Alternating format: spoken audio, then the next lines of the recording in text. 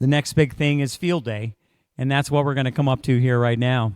Just kind of give a brief overview of field day. Traditionally, field days, it started back in the 30s. We have some new people here, so we'll just go real briefly over the history. Started in the 30s to really test the field preparedness of emergency communications for amateur radio operators. That'd be great if I could have that. So last year, for example, there were almost 5,000 clubs, 30,000 roughly individuals that were on the air, making 1.2 million contacts. So it's a very, very big deal. So that's why we take and we enjoy it. It's also fun. But the whole goal here is to just kind of set up a few little things. Emergency preparedness is the nature of this mission here. We want to be able to operate in the field under less than our comfy chair conditions. And so that's part of what we're thinking about when we do this. What would we look like if we had to suddenly go somewhere, deploy? They do this on the East Coast all the time when hurricanes come in. They go and support the different evacuation centers and so forth to get communications out to home. So this is why we do it. That's the main reason for the goal. But we also have a few other things. One of the other features is it's a great opportunity, being a public event, for us to promote amateur radio to people. Some of these field days are out around malls or schools or someplace very, very public. We'll talk about where we are this time. And they make it fun by just having a little bit of a contest. They don't officially call it a contest. It's an operation. So they just make it a little bit fun. So in general, when we're thinking about emergency preparedness, we just have to think about what our resources are, what equipment, food, water, fuel, things of that nature that we need. And it takes a lot of planning, and we need some site planning. So you don't just roll out and leave and pick a spot in the stake and just kind of set your tent up. You really want to think about how to organize, in our case, a larger group of people and a larger number of operators and how to support them logistically and so forth. So there's quite a bit of work that goes on behind the scenes just to sort of figure that out. Fortunately, we've done this for a while. We've had quite a bit of experience doing it, and we learn things every year. But for Sierra Foothills, this is our largest public-facing event besides Hamfest. So along with Hamfest, there's this. We're open to the public. And so if you want to introduce somebody to ham radio, this is a great place to do it, at least from the hobby point of view or just an educational point of view. So if you have a friend or a neighbor or just somebody you work with that's curious about what the heck you're always talking about, this is a great place to go ahead and introduce them to something a little different than what they might think of normally. At this field day, we're also going to have a VE session. So brand new hams are going to get to have a nice VE session in Scott KK7 AIR's hangar, and then walk across the runway and immediately get on the air. So that's going to be pretty exciting for some of these folks. So hopefully they're very enthusiastic about that. Last year, one of the brand new hams that didn't take it necessarily at the VE session, but she got on the air on the HF rig and just immediately made, I think it was 19 or 20 contacts in very short period of time, 30 minutes or so, as we sat next to her and just kind of coached her through it, and she just did wonderfully. So that's kind of fun to see. That's very exciting. And that's why one of the other reasons we do it. We invite elected officials to come visit us, and that's so they can just in general see what amateur radio operators are capable of. We don't have routine hurricanes over here, so the elected officials have no idea what our communication capabilities are. So this is an opportunity for them to run through, and we can show them what's there and the fun of it as well. That goes for served agencies, fire crews, law enforcement. They just don't know. And the more people that we're able to get through and explain a few things to them if they like and just show them, the better. And, of course, we're open to the general public. So we'll market to the general public, and we might just get a few drop-ins as we do every year. So for field day, using the point system, we use the point system. There's different categories. We are going to be operating as a 4 Alpha. That's going to be 4 HF stations on emergency power, and there's other parts to that, rules and restrictions that go with that. There's a long list of categories that the Field Day Club has been doing, but we've done this in the past. That's going to mean we're going to have 2 phone stations, and that every contact we make, it gets a point. And we're going to have 2 digital stations, and that includes CW. So that's our standard base operating. One of those phone stations could be converted to another digital station, or vice versa, depending on where the points are being scored. So we'll have a little bit of flexibility there. But in addition to our 4 HF station, the rules let us have some bonus stations. And in this case, we're going to have a VHF station. Brian, ASXUS likes to do that, so we'll set that up. Again, it's 1 point per contact. There are new rules this year for GOTA. GOTA is going to be 5 points per contact, no limit. In the past, the rules didn't quite encourage it as much. You'd had to make 20 contacts, and in order 5 of them had to be from one person in order for that to count. This year, they're spending some extra energy and rules and letting us go up to 5 points per contact per guest that gets on the radio, and that includes people that have been out of the hobby for a while. So if you've been self-proclaimed to have been out of the hobby for a bit and you just want to tiptoe your way back in, you have a neighbor or a friend that's like that, let's go ahead and get them back on the air. The ARRL wants to encourage that, and they're doing that through that point system. We'll be logging with N3FJP as we have in the past. We have several club laptops. They've been tested. They're ready. They have cooling fans on them, USB-powered cooling fans. So that's how we'll keep through our system. It'll be a wireless system, so you won't have cables running around, at least to the computers. And we've done that in the past, and it's been successful last year. So Jim, WA8, NPA, and W6X have already gone through them, checked everything out. They're ready to go. There's also a set of site points, a whole bunch of points we get just for the different things that we do while we're setting up. And these are an example of a lot of them that we're doing. We're going to be on emergency power. We have a safety officer that's going to be there. Scott, CAM6 RFB, has done a great job. He's actually been in contact with the local fire station to let them know we're there. He gave them our safety plan. They greatly appreciated it, and they're probably going to come visit us. So it's kind of nice to be able to have that. The different media publicity, WB1G does a great job of getting the word out through the media. So we're trying to get into whatever newspaper, radio, whatever we can.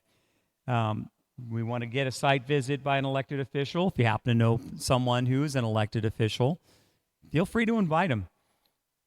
It's good for them to see what we do. And the same with served agencies. Social media, being the new thing that it is, has its own category for extra points. So the things that we publish on social media while we're up there, we get an extra 100 points for. Various messages to the section manager. We'll send out several WinLink messages, again, highlighting our capabilities to send out electronic messaging through the essentially WinLink to email. And message handling. So we'll be listening for other messages and logging them down and forwarding them or just recording them. Satellite QSO points are usually a big thing if you can do it. We don't have anyone specialized with satellite this year, but we didn't have one last year, and I think the boys, Chip's boys, they figured it out and made contact. So the satellite contact's sort of an interesting challenge, given that you have a moving target with 2 different frequencies to work with. So that's always a challenge. Sometimes you can do it with specialized equipment, but they did not have that, and they figured out how to do it. So if you want a challenge, come on up and practice your satellite contacts, and maybe we'll get some extra points for that. Alternate power are things such as 100% solar, for example. If you have a battery that was solar powered, solar charged all the way through, and we set up the solar panels and we make a few contacts on that, that gets 100 points. So we try to do that. W1AW Bulletin. We'll get an early shot at that. They're going to send it out Friday night. And so if we're fortunate, you'll hear about that. We might be able to take it Friday night. But those are coming from Connecticut, and they have sometimes over out of San Francisco as well. So we can sometimes get those messages. And that's them broadcast or transmitting a message out to us. We need to record it as accurately as possible. A couple of years ago, a couple of our CW operators recorded the whole thing on CW, and so that was a pretty big coup. That was pretty neat. When none of the rest of us could get it. An educational activity. Scott KK7 AIR's got something planned for us that's a little bit special. That we're in a public location. We're not off into the woods somewhere. We are where the public can come and walk to our site and visit with us. And that we have a public information table. So those are things that we're trying to do to get extra points. And these points, I don't know, they just give us bragging rights, but it's good to consider these things as we're looking at a public event. For the schedule of events, at least, what we'll have, Field Day will start with us, and I'll just use Pacific time on this. At 11 a.m. is when Field Day officially starts and ends at 11 a.m. for us in our category at 11 a.m. Sunday. We'll operate for 24 continuous hours. Now, there might only be one person up all night doing that, but the stations will be operating for 24 hours. So on Friday, though, under those rules that we're doing, we can set up and start as early as 5 o'clock on Friday evening. It's a gentleman's agreement kind of a thing. We don't want to really just go gangbusters at noon and that kind of stuff. We want to try and follow the rules where we can. And if we're fortunate enough to get a station up and running, we'll start listening for and testing the radios at around 6:45. So we'll see how we do. The CW version of W1AW message goes out at 6 o'clock, at 8 o'clock, and this one comes out at 6:45. So we got an hour and 45 minutes to get at least one station up to start listening. And that evening, Friday evening, is kind of set up. It's messy. Everybody's working hard. We're not really going to have food services set up for anybody, but we will go ahead and take a collection and go get some pizzas if we need to do that. Or you can bring your own food, by all means, for yourself, if you're spending the night or camping. Saturday morning, bright and early breakfast, sponsored by Brian, AI6US, and Lynn. And, of course, Chip and Pam will be there, and they'll be helping out with the breakfast as well. So that's always nice, pancakes and eggs and maybe sausage or bacon or something. That's always a nice breakfast. And then officially, at 1100, operations begin. The race is on. The airwaves come alive at that point, and that is fantastic. By the way, the night before, for some people, is their very first contacts overseas. It was mine. I made my first contact at Field Day in New Zealand. And then somebody else did that, too, for overseas, in Japan as well, So for those of us that were new to operating on HF, it's an opportunity that night before to sort of learn how to do some proper regular QSOs. It's interesting to test your radios and have fun when the airwaves are a little bit less crowded. We're also going to have a VE session, like we mentioned, at KK7 AIR's hangar. And if you know Scott, KK7 AIR, he has 3 Cubs. He's got 2 carbon fiber Cubs, modern ones, and an old Piper Cub. And those are going to be in that hangar, and maybe he'll pull out his Ferrari or something. It's always fun. He does a nice presentation. It's a wonderful place to take a VE session, so get the word out. There's only right now a couple of people that have signed up. So if you're thinking about upgrading, or if you know somebody who's ready to take the exam or upgrade, that's the place to do it. That's just fun. At around 5 o'clock, we'll have a barbecue. It'll be tri-tip, KQ6VP, Jim, world-famous tri-tip and barbecue chicken. And the same menu as last year, really. Some wonderful beans, maybe some potato salad, etc. And there's always going to be something. And then quiet time. So the reality is people are going to be spending the night, and I say quiet time is, around 9 o'clock or so. Start winding it down. It's fun to party when you're camping, but this is an operating event, and people are trying to go to sleep early so they can get up at 2 o'clock in the morning and start operating. So we want to be a little bit respectful of that. Have fun, but don't go crazy. Sunday we'll have breakfast again, 8:30. Same thing, and then the contest ends at 11 o'clock and takedown begins. How about that for a schedule? Busy weekend. So here's the overhead. This is, again, Orion's work. AI6JB has put this together for us last year. This is last year's plan. There is no reason to change it. I think we used something similar the years before. You can see the entrance on the far left, and following the yellow trail will take back to the field day site. And, of course, the runway there, we don't want to be running across the runway. We want to try and be respectful and go around. It is an active runway. You don't want to get caught out there. People will be coming and going, and probably because we have field day, the word gets out. There could be fly-in activity. So that may be busy. It may not. You just don't want to find out when you're on it. There's on the lower side here, you can see the access road to where RV parking will be, all the way in the lower right corner, along with a little pad on the paddock there. We'll leave some safety entryways for fire and so forth. So, again, go around if you can when you want to come over, or be very, very cautious crossing. It's not a matter of looking both ways. It's looking both ways very far away. They come up on you really quick. The rough layout for what we're doing is we have the camping area that's on the top there. You see it highlighted. Parking of cars are kind of in that open field area.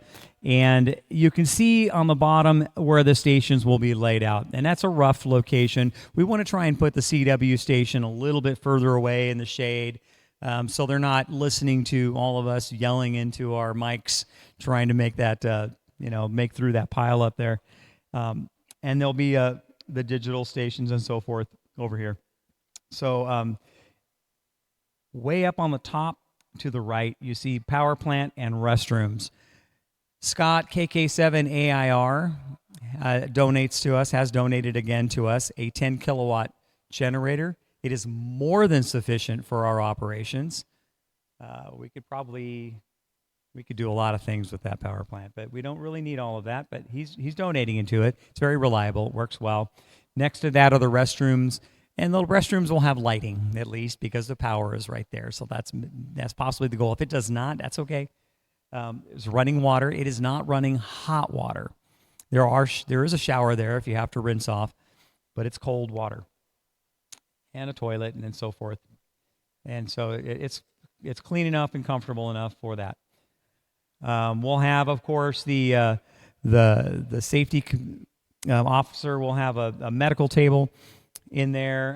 We'll have, of course, the food and the barbecue and the tent. We'll have a go-to station set up in the information center and the talk-in table. So the antenna plan is, again, the same as previous years.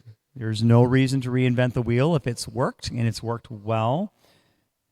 A couple of 80-meter doublets in two positions.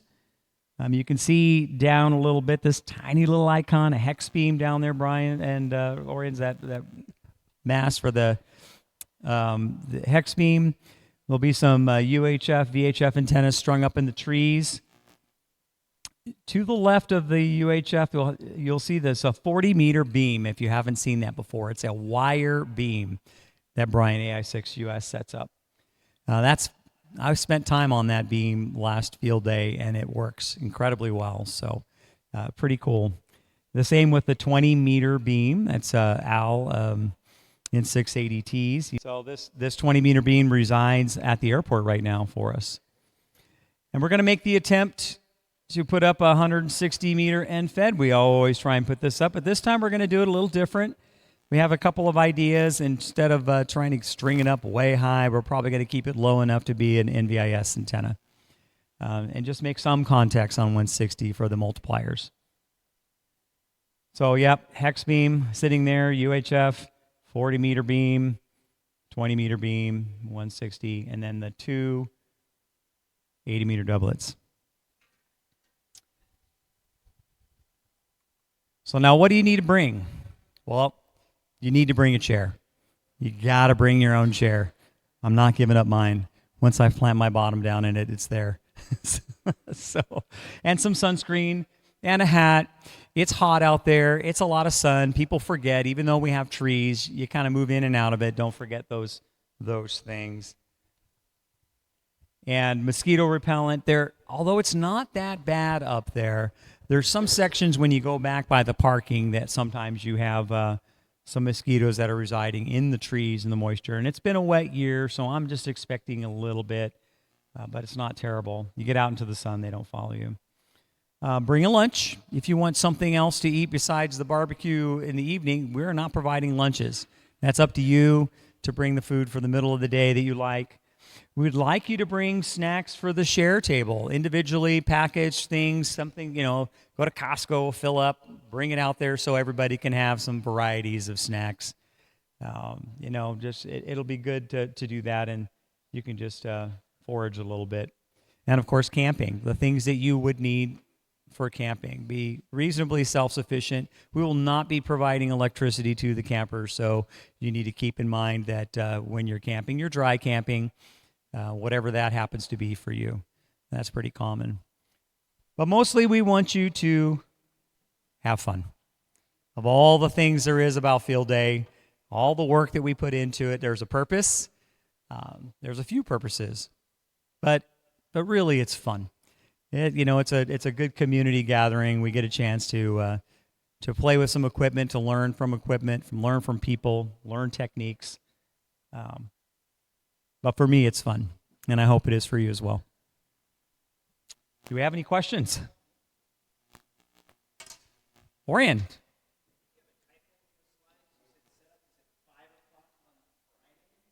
It should be more like in the morning on Friday.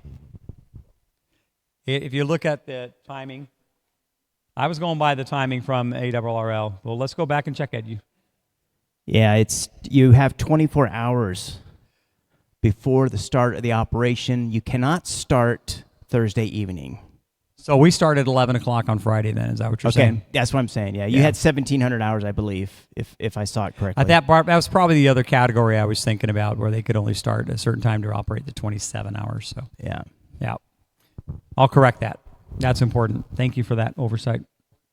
Any other questions? So 11 o'clock on Friday we start. Yes, sir. I do have one question. So for the camping, if you're coming in an SUV, where do we park? It's not an RV, it's an SUV. So if you're coming in an SUV, the parking area is that open, let me just use this little laser. I'm no longer on the main. There's parking. Wherever you can find a place to park your SUV, are you going to be sleeping in your SUV? You're going to set up a tent? In the SUV. All right. So wherever you can find as flat of a spot as is comfortable. Right here is open parking, and there's some shaded parking as we move around a little bit up in there. Sounds good. That would also count for a truck camper? That would count for a truck camper also. Okay. Right? This site over here is not really designed for big RVs, right? The larger you get, the more we need to move over here. It's pretty tight. I was just thinking shade. There is some shade, Yeah. but we really we're trying to make people stay more in the back here and leave the middle for operations. Question? Yes, Gary? Do you have a designated spot for tents? Say that again? You're going to have a designated spot for tents. That's a great question. No, the short answer is we don't really have a designated spot. Again, we're trying to encourage that to kind of be on the backside as we go around. Any place that you can find a reasonably flat spot that's safe to put a tent, that's not going to be on some egress for a car, because you don't want to be, if somebody has to leave at night, close enough to the road where you get backed into or something. So be safe out there. That consider that. So on the outer skirts is better for that type of thing where you're protected from movement from cars. Any other questions?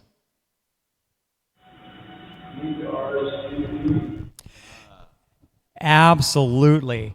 Probably the most important thing we can do right now today or tomorrow, RSVP. Let us know how many people are coming.